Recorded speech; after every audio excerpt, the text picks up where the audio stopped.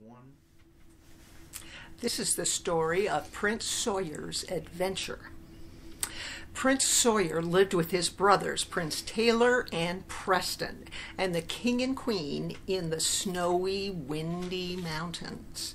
Sawyer had many cousins, too. Sometimes all the cousins had adventures together, which were his favorite times in the world. What Sawyer liked about adventures is that you can never tell how they will end, and you must be very clever to look for the solutions hiding inside problems. One of his favorite adventures began when a friendly creature from another planet arrived in his royal bedroom one morning as he woke up. Well, good morning, said Sam. Well, good morning, said Sawyer. Globbity glook, said the alien. Do you want some breakfast? Sawyer knew that even if he couldn't speak our language, the alien might well be hungry after a long trip. Globby glue, said the alien with some enthusiasm. Maybe he really was hungry.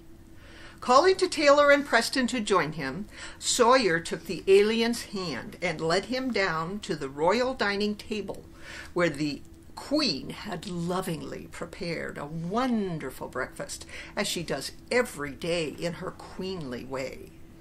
The alien stepped onto the table and started eating a bowl. The glass made a terrible crunching sound, but he looked happy. Gloop, he said. The princes stared at each other. Obviously, this creature did not eat earth food, but he did seem to find what he needed on their table. See, I have to get the right pages here. What shall we do with him? Taylor asked Sawyer as the alien walked across the table and started eating a coffee mug. The coffee splashed all over him, but he didn't mind at all. I've been thinking about that, said Sawyer. Why don't we take him on a trip to visit all our cousins? That way he'll see all sorts of earth things while he's here. Sawyer called Samuel, who came and picked them all up in his royal helicopter. By then, everyone had started calling the alien Gloop, because that was what he said so often.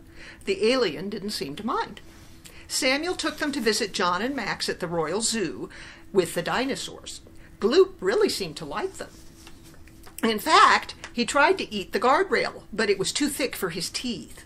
He left a big dent in the side, though. John thought the dent left by the alien would be a good thing for people to see. He put a sign next to it that proclaimed, "This dent was made by space alien teeth." Max let him ride on the zoo train, which was a big treat for Gloop.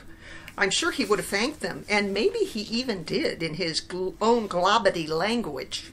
Next, Samuel took Gloop and Sawyer to meet Adriana and Abel at their mountain fortress with the animals. They were delighted to meet him, and Abel led Gloop to their barn where many animals live. Of course, Gloop took a bite out of a rake that was leaning against the wall of the barn. The loud crunch told the cousins that he enjoyed the wood.